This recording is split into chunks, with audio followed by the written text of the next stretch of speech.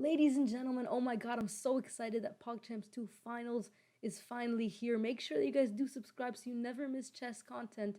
And now let's dive into the finals. The finals is, of course, between itsHafu and Gripex, two phenomenal players. Gripex has more experience, but itsHafu has been grinding every day, playing so much chess, and it shows on the board. So this match could go, any way. And I really urge you to go down to the comments and write down who you think will win. Personally, I think it's going to be itsHafu. I've just seen some of her matches, and she's just such a great player. So the first game, itsHafu does have the white pieces, and she goes ahead and plays e4, e5. We see the Italian game, very common from here. Now we see c3, and here's where it gets a little bit tricky in the opening phase. Once the pawn takes, you have a very nice move, e5, and it just causes a lot of problems for black. There's a really nice way to kind of save the position, which is d5, but if you don't know that line, it's going to be hard for you, and Gripex does not know this, so he moves the knight away.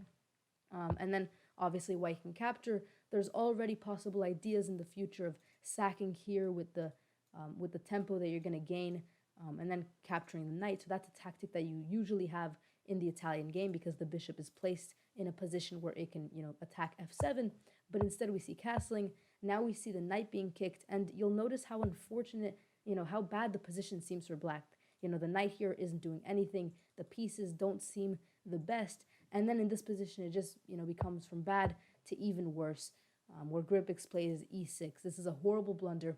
And in less than 5 seconds, itsHafu finds exactly why it is. Obviously, when the pieces are positioned like this, there is a chance for a fork. And in this case, it is very much possible with d5. And there's nothing you can do. You're going to lose some material. So he at least wins some pawns for it. Takes out his queen, and again, this all kind of stemmed from the fact that he doesn't have a great position to start with.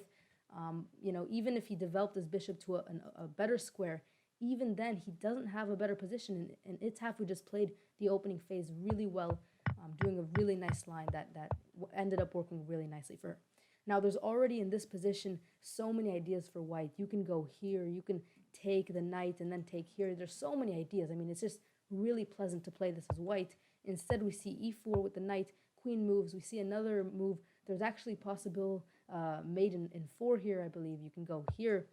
The king moves. You can have this beautiful move, all because of this really nice passed pawn that usually you don't have the luxury to get. They have to go here. You promote to a queen. They take, you take, and that's mate. So there's a very good possibility. But instead of that, we see knight to g3. That's probably because you see the queen is attacking the knight, so you don't usually look at other possibilities in this position. So the knight moves, queen moves back. We see the trade. We see the pawn taking finally. And yeah, it continues being very pleasant. The queen doesn't have a lot of squares, so you can actually, in this position, even play a move like queen to g4, taking advantage of the queen that doesn't have a lot of squares and really trying to initiate a trade. Instead, we see knight to h2. But yeah, this is very pleasant. Because the bishop had a very critical job of guarding this f7 square, the second that the bishop left, the queen can obviously grab it, but even then, it doesn't really matter. I have to say, though, before the blunder, so, all of these moves that he's played after the blunder, he has been playing well. He hasn't blundered again, so, he just started off on the wrong foot, but he has been playing good chess until this position where he does decide to move the king here to a forkable spot by a knight. Obviously, you can probably see the fork. Knight to c5. The bishop cannot take because of the pin. Really good find by itsHafu, and she just wins the queen. And from here, I'm very confident in saying it's game over because itsHafu is one of the strongest players in the tournament that if you give her an advantage, she's going to close it out. So, I mean, it is game over. Even in a position like this where he finds this idea, it isn't scary whatsoever. There were chances to blunder. For example, king g1 runs into this discovery, but unless you do that move, if you just play king h1, there's no chances to attack because of, the amount of material that black has. It's not enough to orchestrate a big attack, and the game ends pretty quickly. I mean, actually, it wasn't that quickly, but there were a lot of moves, but eventually a promotion happens.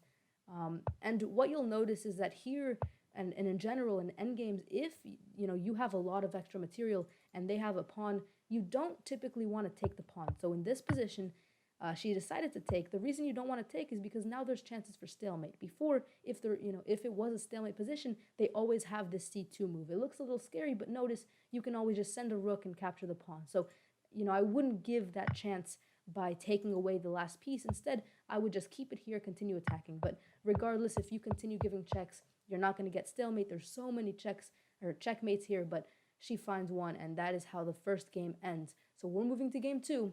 Let's see what happens. Ladies and gentlemen, it is game 2. This time Gripex has the white pieces. He needs a win here to have a chance to win the whole Pogchamps tournament. And already in this position, there's a little bit of an inaccuracy that happens, I think. So in this position, I think black has a wonderful opportunity to play d4 with tempo. Knight has to move, and then later in the game, support the pawn with e5. Because a lot of times in the French, if white manages to do a similar idea, then it will be very hard for black to develop, say this light square bishop. So if you manage to gain space early on with tempo, like this move, that could be, that could work out very well for you. Instead, we do see f6, which is a pretty bad move because it does, it's basically exactly what black should have done. It allows this move with tempo, knight moves, and now we have bishop pinning the knight. We see c6, bishop comes back, knight moves again. We see a trade of pieces, and so no player, has blundered severely yet, but I think there were chances to play a little bit, better chess here. Both players castle. We see the bishop getting developed, both bishops getting developed, and in this position, notice that if you bring the knight here and try to, create a passed pawn like what Hafu did in the previous match or previous game, it probably won't work out as well for you. In the previous game, there was always a bishop supporting this pawn. It felt more like a safe pawn. Usually, if you just try to create these like randomly, then there's a lot of opportunities for your opponent to, for example, move a piece and then attack it, and you can even get 2 pieces to attack it. So it could hurt your opponent, but in the same time, it could also make a target for your opponent. So sometimes it works out well, like in the last game. Sometimes it doesn't. So don't rush to create those. This is a wonderful move. If you trade, you create a beautiful, a great pawn structure rather than this doubled pawns here. So he's playing relatively good. We see a great, rook coming to the very, to the open file, or at least the file that was, included the trade of pawns. We see a trade happening here, and what you'll notice is that itsHafu goes for a lot of trades in this position. She trades the knights off, which then unleashes a trade on the queens, and the reason she does this is because, it will make the position a lot more simplified. It will become more of an endgame, and in those types of positions, she probably is a person that has a chance to get a win or at least get a draw, and obviously a draw in the circumstances would be counted as a win. We see some more trades happening, and here is a very important position. There's a really, it's a very sharp position because basically what white could do and what white should do is take the bishop, make this doubled pawn structure, move the knight here, attack pawns, prepare to maybe move the rook. And the reason that this is all possible is because itsHafu rushes into trade. She's like, okay, let's continue trading. And that's an okay mindset, but you don't want to start trading, but then ruining your pawn structure because you do that. You don't want to be that, you don't need that many trades to happen, right? So do trades, but only smart trades. But there is a very big trick. If instead white comes here, it seems okay, you're hitting the bishop, but then the bishop takes, look at this, the rook can come to c2 and do a fork here of the rooks, and that's exactly what happened. So itsHafu does end up winning material because of the bishop, but at the same time, this wasn't the best move because if white played it properly, it could have given white a chance to attack on the king side. So we do see the fork. There isn't a good move here. You need to connect the rook somehow. You have many ways to do this, but if they're connected, then obviously they can defend themselves because right here, both rooks are undefended, so you have to defend both.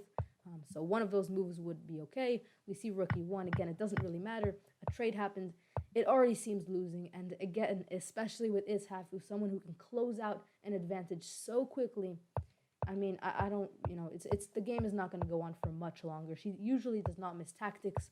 That being said, okay, first off, great technique here, getting the rooks aligned, and that's what you want to do. You want to put the opposing king in a pressure with double rooks on the same file or the same rank. That's basically what you want to do in an endgame. There were some tricks. For example, if the king goes to h4, say the move rook d2 is played, king h4, well, now you do have this possible idea. Because it comes with check, they can't, defend the rook or move the rook, so they have to basically take the knight, and now you can take the rook because no longer does the rook support it. So you could have won the exchange, but even then, I don't think that you would get a win from this. And again, you need a win. It might be a draw, but I doubt that white will be able to find a win in this position. Or sorry, white will be able to find a win in this position. But instead of that, we see rook coming back, and then just easy mate in one. Also, this would be mate, so it doesn't really matter, but this is the quickest way for mate. And so she does end up winning both games. Let me know down below also, like I said, your prediction before the match, and we'll see who was right. So thank you guys so much for watching. This was a really exciting tournament. I'm super happy it happened.